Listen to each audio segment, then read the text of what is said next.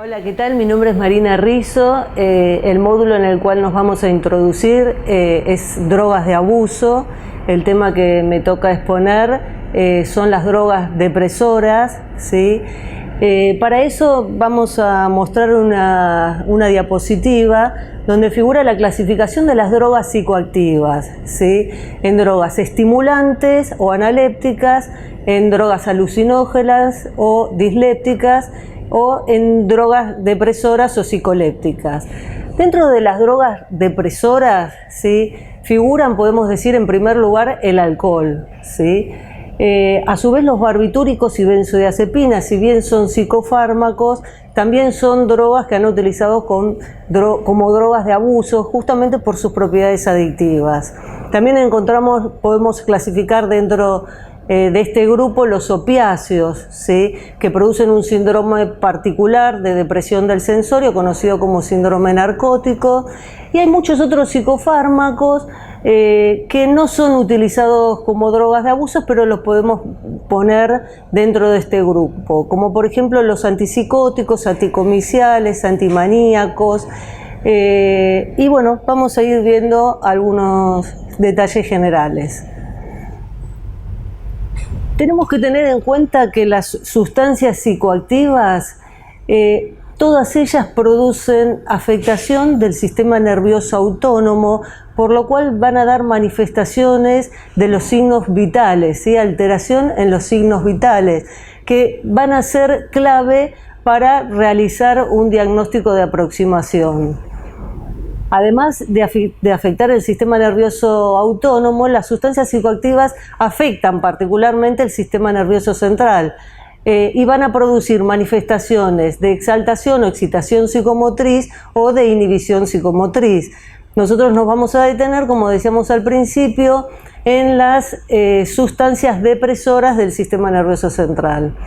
Los datos del examen físico, que son imprescindibles para valorar, para definir frente a qué síndrome toxicológico nos encontramos, son, como decíamos anteriormente, los signos vitales: la frecuencia cardíaca, la tensión arterial, la temperatura, la frecuencia respiratoria, el estado mental, el nivel de conciencia. Pensemos que el estado mental puede estar desviado con una excitación psicomotriz o desviado hacia una inhibición psicomotriz. El diámetro pupilar, el tono muscular, los reflejos osteotendinosos, el estado de la piel y las mucosas, la sequedad o la sudoración, el aparato genitourinario y también el aparato gastrointestinal. El aumento o la inhibición de los ruidos hidroaéreos van a ser parámetros también importantes que tenemos que valorar. Los exámenes complementarios son muy importantes también como métodos complementarios, justamente para valorar frente a qué síndrome toxicológico nos encontramos y también la gravedad del mismo. Dentro de los datos del laboratorio es importante la saturación de oxígeno, la CPK, ¿sí? Hay muchas sustancias que es bastante característica la presencia de rhabdomiólisis. Un ejemplo clásico es la cocaína, el estado ácido-base, el ionograma, el sodio, es importante también valorarlo. Hay sustancias que alteran el sodio y es importante tenerlo en cuenta porque nos podemos encontrar ante una hiponatremia y por lo tanto desembocar en un edema cerebral. Los test de drogas en orinas es otro parámetro también que sirven para tener en cuenta, pero tengamos en cuenta que no son confirmatorios. Un test positivo nos puede hablar de la presencia de la sustancia, pero si no estamos midiendo niveles en sangre, solamente nos está hablando de la presencia o ausencia de la sustancia en sangre y no podemos llegar a cuantificar si el cuadro clínico se debe exclusivamente a esa sustancia. Otro parámetro también muy importante a valorar es el electrocardiograma, ¿sí? Las alteraciones en la conducción electrocardiográfica nos puede dar una idea frente a qué sustancia nos encontramos Inclusive dentro de las drogas depresoras del sistema nervioso central hay algunas que pueden producir alteraciones en la conducción electrocardiográfica y otras no.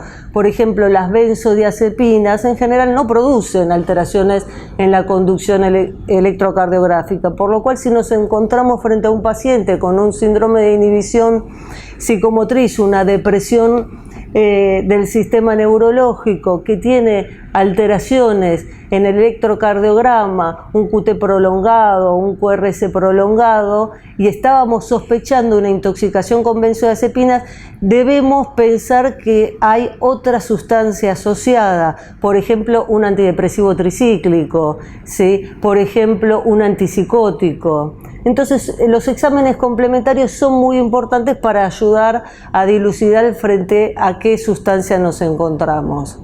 Las drogas depresoras del sistema nervioso central producen dos grandes síndromes. Uno el síndrome hipnótico sedativo y el otro es el síndrome opioideo narcótico. Las características clínicas de cada uno de los síndromes son las siguientes. El síndrome hipnótico sedativo produce deterioro del sensorio, desde la confusión, estupor hasta el coma, ¿sí? La depresión respiratoria puede estar o no asociada a este síndrome. Algunas drogas, como por ejemplo los barbitúricos, pueden producir depresión respiratoria, a diferencia de otras donde la presencia de depresión respiratoria no es tan clásica como en el caso de las benzodiazepinas. La hipotensión es otra característica. La bradicardia, la hipotonía muscular. En general las drogas depresoras producen hipotonía muscular. Los reflejos osteotendinosos disminuidos es otra de las características.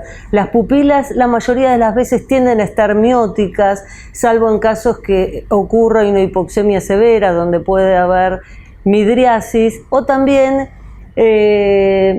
con algunas sustancias podemos encontrar que la miosis no es tan característica, ¿sí? El nistagmus es otra característica muy frecuente en las drogas depresoras del sistema nervioso central. El otro gran síndrome es el narcótico. El síndrome narcótico tiene una tríada característica que es la depresión respiratoria, las pupilas aquí mióticas y el coma. En líneas generales todos los opiáceos producen miosis, miosis puntiforme, y podemos mencionar algunas excepciones como la meperidina y el tramadol, donde la miosis no es tan característica e inclusive puede haber pupilas intermedias o con tendencia a la midriasis. Otra de las manifestaciones características del síndrome narcótico es la hipotensión arterial, la bradicardia y la hipotermia. Dentro del primer síndrome, el hipnótico sedativo, los agentes causales principales habíamos dicho, en primer lugar, el alcohol. Podríamos decir que en frecuencia es uno de los más frecuentes. Las otras sustancias, sí, también en gran frecuencia, son las benzodiazepinas. Todo el grupo de las benzodiazepinas pueden causar un síndrome de estas características. Los hipnóticos no benzodiazepínicos, como por ejemplo el solpidem y la soplicona. Los anticonvulsivantes también producen este síndrome. En líneas generales cualquiera de ellos lo puede producir, y cuando las dosis son muy altas pueden producir obviamente también depresión respiratoria. Los barbitúricos en líneas generales producen un síndrome hipnótico sedativo con depresión respiratoria, por eso hay que tener en presente que los pacientes intoxicados con barbitúricos necesitan asistencia en unidad de cuidados intensivos. ¿Sí? Son cuadros de intoxicaciones graves con gran morbimortalidad. En líneas generales, las intoxicaciones o las tentativas de suicidio, por ejemplo, con benzodiazepinas, no tendrían una gran letalidad, a diferencia de los barbitúricos, donde las tentativas de suicidio con barbitúricos, lamentablemente, muchas de ellas finalizan o pueden terminar en la muerte del paciente si no son asistidos con las medidas de reanimación adecuadas. El otro grupo, podemos decir, de drogas importante a tener en cuenta es el gamma hidroxibutírico, sí que más adelante me voy a detener en particular. Es una droga de abuso que se introdujo, podríamos decir, en nuestra sociedad fundamentalmente después o a partir de la década del 90. Otro grupo de agentes causales del síndrome hipnótico sedativo son los antihistamínicos. Y otro importante que también merece la atención, que acá estaría dentro de las drogas utilizadas fundamentalmente como drogas de abuso, son los solventes volátiles o los pegamentos. Para cerrar, podemos detenernos en algunos aspectos globales de las manifestaciones clínicas de este síndrome que pueden servir como pistas para sospechar cuál es el agente causal. Con esta diapositiva nos podemos ilustrar con algunos hallazgos clínicos orientativos. Por ejemplo, ante un paciente que tiene un síndrome hipnótico sedativo o de depresión del sensorio con una hipotermia marcada, debemos sospechar siempre que está involucrado un barbitúrico. Por ejemplo, ante un paciente que tiene una bradicardia marcada, también tenemos que, por ejemplo, sospechar en la presencia de gamma hidroxibutírico. En un paciente que está con un síndrome de depresión del sensorio, con temblor muscular, en algunas sustancias que tenemos que pensar, además del gamma hidroxibutírico, es en algunos anestésicos como el propofol. En el caso de estar frente a un paciente que tiene lesiones ampollares en este contexto, también otra sustancia que tenemos que sospechar es nuevamente acá los barbitúricos. Ante un paciente, como habíamos mencionado anteriormente, con alteraciones electrocardiográficas en la conducción, ¿sí? También entonces decíamos acá es importante sospechar la presencia de antidepresivos tricíclicos, de algunos anticonvulsivantes y también de antipsicóticos. Ante un paciente que tiene un síndrome de depresión del sensorio con hiponatremia marcada asociada, debemos sospechar la presencia de carbamazepina. Y como habíamos mencionado anteriormente, pacientes que tienen hipotonía muscular muy marcada, tenemos que sospechar la presencia de benzodiazepinas.